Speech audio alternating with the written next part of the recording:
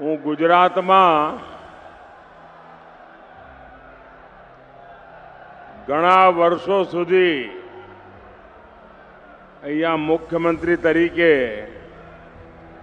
આપની સેવા કરતો રહ્યો। એ પહેલા પણ પાર્ટીના સંગઠન કામ માટે ગુજરાતમાં અનેક વર્ષો સુધી કામ કરતો રહ્યો। મેં ગુજરાતમાં ચૂંટણીઓ લડાવી પણ ખરી અને ચૂંટણીઓ લડી પણ ખરી।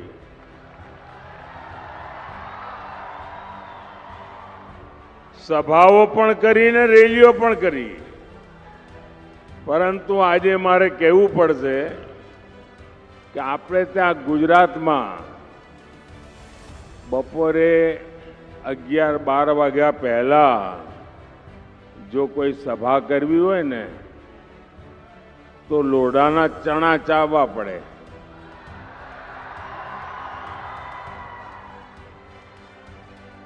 બધા એમ કે હાજે જરા ઠંડક થાય ત્યારે રાખજો ને। મારા માટે આજે અચરજ છે આણંદનું આ વિરાટ કેસરિયા સાગર। મને લાગે છે આણંદે આજે બધા જ રેકોર્ડ તોડ્યા છે અને આ ચૂંટણીમાં પણ આણંદ અને ખેડા બધા રેકોર્ડ તોડશે।